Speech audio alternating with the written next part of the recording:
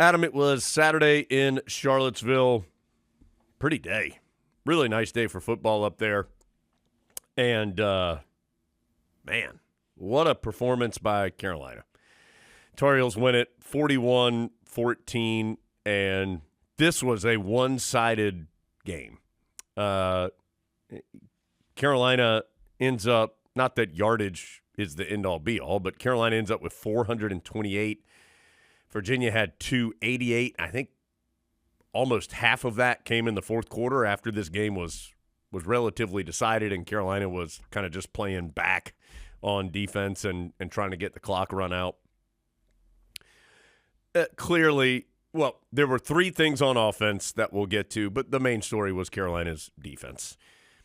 10 sacks in this game. Carolina had 15 on the season. 15 on the season and had 10 in this game. It was constant pressure. And I mean that sometimes in bringing pressure and sometimes just getting pressure with guys on the line. Virginia was down some offensive linemen. Their normal starting center got sick, couldn't play. Their normal backup center was one of their starting guards. He was already out. So they had to put their other starting guard at center and then had two backup guards playing. So they had some inexperience in the middle of the line. But guess what? Everybody's got a story about players that have been out. Tar Heels don't have the dude at quarterback they thought was going to be their quarterback. They didn't have their leading receiver. So, and I'm not acting like Virginia was making excuses. I'm just saying that, yes, the Cavaliers were down some personnel, but that's football. And credit to Carolina, kind of in the Hubert Davis mold, Adam, of when Hubert Davis finds something that works, he just keeps going to it until you stop it. And I felt like that's kind of what the Tar Heels did. They said, oh, you can't seem to stop it when we're blitzing you up the middle, or if you do, you're leaving your guys one-on-one on the edge, and Kamen Rucker and Bo Atkinson and Des Evans are going to come in here and make you pay for trying to block them one-on-one. And they just kept hammering it. And Anthony Calandria, you remember that game against State in, I think it was 97 when Jamie Barnett just got absolutely – it was like a dude who had a career record of 8-7 in the boxing ring fighting like Mike Tyson. But he was one of those guys who just kept getting up and wouldn't get knocked out. That's what I felt like. It was just shot after shot after shot. And credit to Calandria, kept getting up and kept playing. But, man, he was getting beat up in this game.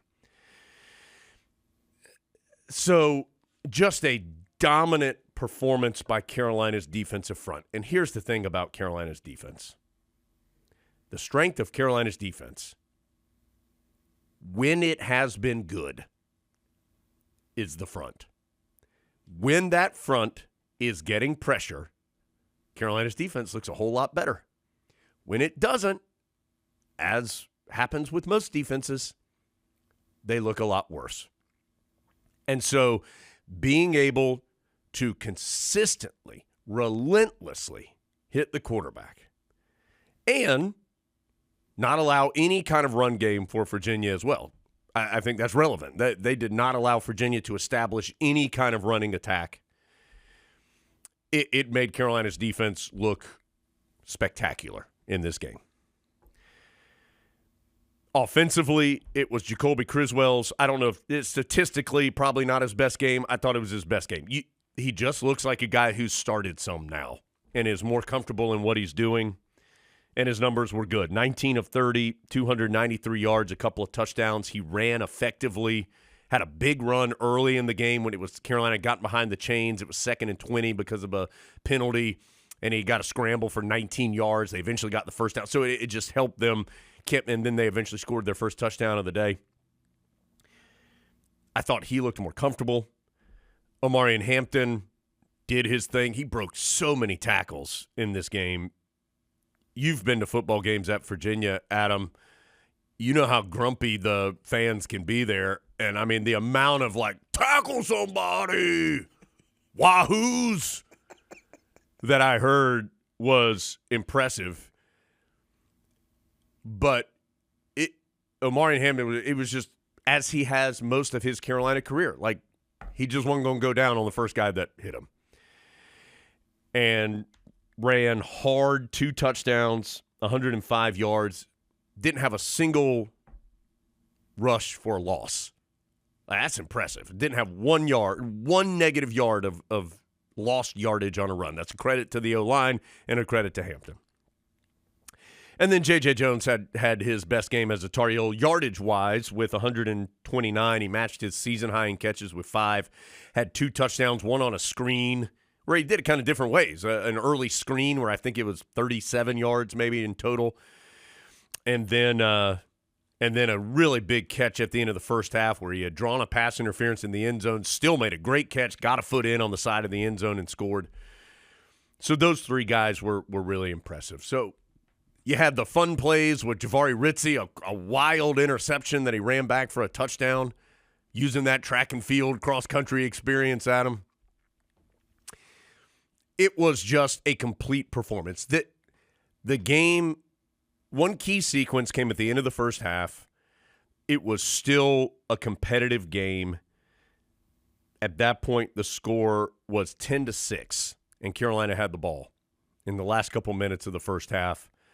And you thought, and Bren Renner, who was the analyst for this game, and I actually talked about it, maybe on the air, certainly off the air, I remember we did, just how, man, if you're Carolina, you want to at least get 3 out of this. Make sure, you want to have the ball last is what kind of our thought, because Virginia was getting the ball to start the second half. But the Tar Heels put that into overdrive. They scored a touchdown, got a quick 3 and out with at least 1 sack, maybe 2 sacks in those 3 plays, and then got that play to J.J. Jones. And so all of a sudden it was 24-6 at halftime instead of 10-6 or 13-6 or something like that.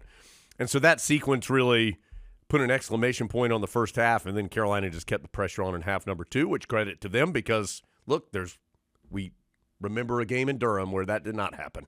So most complete performance of the year, Adam, both sides of the football, impressive win, looked like a different team, great day. Now the question is, can Carolina do it again or something close to that again? And we'll find out here coming up in Tallahassee on Saturday. Nice reminder that it is a lot more fun to win than it is to lose. Yes. I think we knew that, but we had forgotten it all over the last several weeks. And to have a win like that where everybody does something that you feel like is pretty good was exactly what Carolina needed. I do think the overwhelming question coming out of that game is, for example, is that defensive performance repeatable, or is that this year's South Carolina game? I was in the locker room waiting for Coach Brown to do our postgame conversation, and he was speaking to the team, and the general message was that this is the team you can be. And we hadn't been, I'm paraphrasing here, obviously, hadn't been that team first half of the year consistently, but this is a brand new start. So, Adam, I do think that is the very hard path that Mack Brown is going down with this group is fresh start, can't do anything about what happened in the past, didn't play as well as you wanted to over the last month, all the things we know, but that he and the team feel like that Virginia game can be the start of a 5-game close to the season that they're approaching as a different season, if you will. And as we've said, every game Carolina plays is winnable. Every game they can lose. But I think their mindset is this is who we are now. Of course, we still have to see it, but I think that's the mindset. I do think for the most part, it is unlikely that Carolina will make the ACC championship game. So I think you don't have to take it off the table, but you can push it to the outer edge of the table. Yeah, I think it's off the table. I'm mathematically, maybe it's not, but right. I think we can all agree it's unlikely. But other than that, I do think you still have a chance to somewhat determine how you're going to look back on this season. If you finish 8-4, it would be that's a long way away. Oh yeah, but it would be remarkable. It would be remarkable. And there's also other options where you could finish. I mean, although I think everyone in their minds kind of wrote their story on what this season was a couple weeks ago, I think when we look back on this season, we don't really know yet what we're going to think of it, because you do have a chance to have a really strong finish. Now, granted, that has not been the history of the last couple of years. I agree with you 100%. I will say this, and I know you know this. Mack Brown had said from the very start that he thought this team would be a lot better at the end than it was at the beginning, and that a lot of the focus wasn't – I mean, not that you aren't trying to win early or you don't care about those losses, but that the focus was why have they not closed strong the last several years, and what could they do to try to close the seasons better this year. Now, again, that story is not yet written, but – quite a start to that second half, or and I know it's not technically the second half, they're a little bit over the half, but second half of the year for Carolina, quite a start in achieving that goal. Well, a big way you can close better is not play as tough opponents at the end of the season. Yep. And although when we looked at this schedule, when the season started and thought, oh, it looks like there's a lot of tough teams at the end, you got to go to Florida State, got to play NC State, those are two top 25 teams. That is not how things have turned out. Now, I'm not in any way suggesting that Carolina is clearly better than anyone left on the schedule, because I don't believe that. But I do think the schedule looks different now in late October than it did at the start of August. And maybe you have played kind of the strength of your schedule already. Now, again, I'm also not saying Carolina shouldn't have beaten some of those teams, because they absolutely should have. I'm just saying that it looks different now than it did. That Jahvaree Ritzie touchdown, Adam. What a play. That was a good pull by you to recall his cross-country comments. Point to the passer, Matt Krause, who's there as our statistician spotter. We were in the break after, or I think it was, we probably went to break after that. And he was like, Bren probably had to catch his breath. So yeah, that's right. Bren had basically run it back for a touchdown himself. Matt said, I remember when he said on the pod he ran cross country. I was like, I do remember that. So great little nugget there for Jahvaree Ritzie. That was a big time play, and a little. Hey, speaking of pointing to the passer, how about Amari Campbell going and laying out a Virginia offensive lineman? I don't think he was going to catch Big Ritzie anyway, but it was just make sure, and not blocking the back, like making a legal block. If we ever have Jahvaree Ritzie in here again, I'm curious as to how he looks so comfortable running the ball. He did. Like switching the football from arm to arm to get Calandria off of him. I mean, he clearly had done that before. It was an impressive play. Kamen Rucker. Adam Kamen Rucker. What a difference maker. I mean, 3 sacks and an interception. I haven't combed through the Tar Heel. I mean, can you think anybody? I mean, Julius Peppers. Like, I remember Peppers had that pick in the Oklahoma game. Maybe he had 3 sacks in that game. I don't remember. He had a crazy interception at Georgia Tech one time. Yeah, one against Florida State, maybe. I mean, so maybe, but I can't imagine the list is long of guys who have done that. That was Rucker, and I know this sounds like an excuse, but I do think a healthy Rucker makes Carolina's defense better in total this year. But again, just like I talked about with Virginia, you have to deal with injuries. But, man, it would have been nice to see a healthy Rucker all season long. It really seemed like they couldn't block him.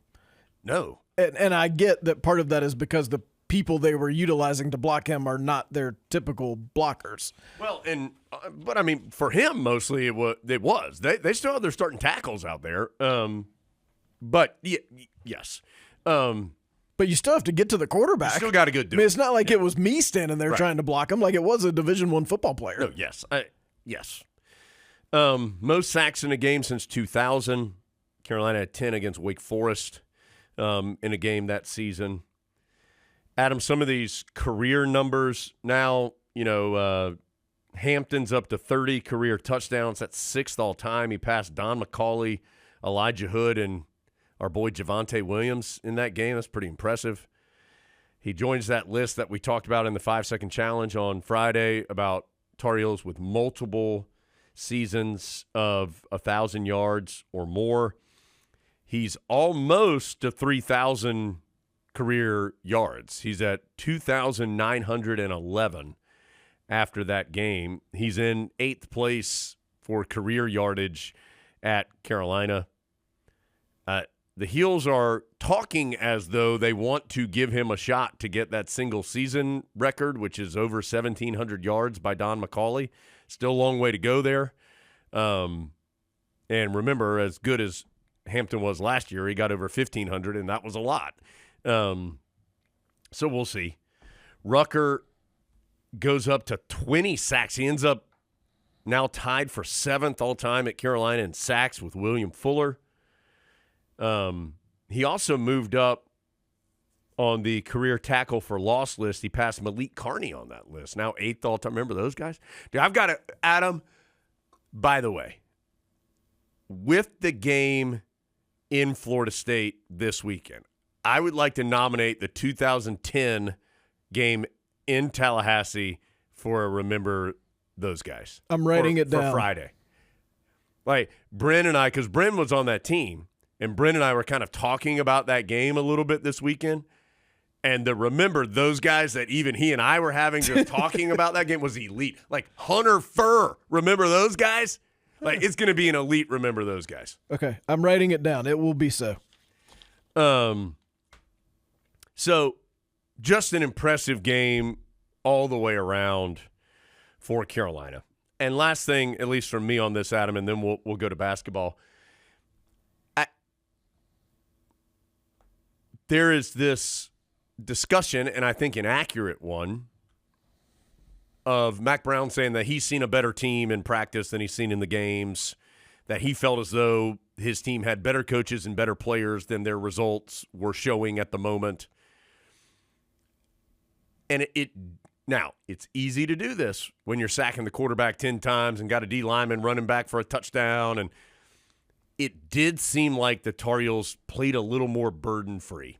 And whether that is, I don't know what it is. Whether it's off-the-field stuff, whether it's on-the-field pressure, whether it's just all of it adding together. It felt like there was a little bit of a release valve in this game. And again, it's easier to do when things are going well.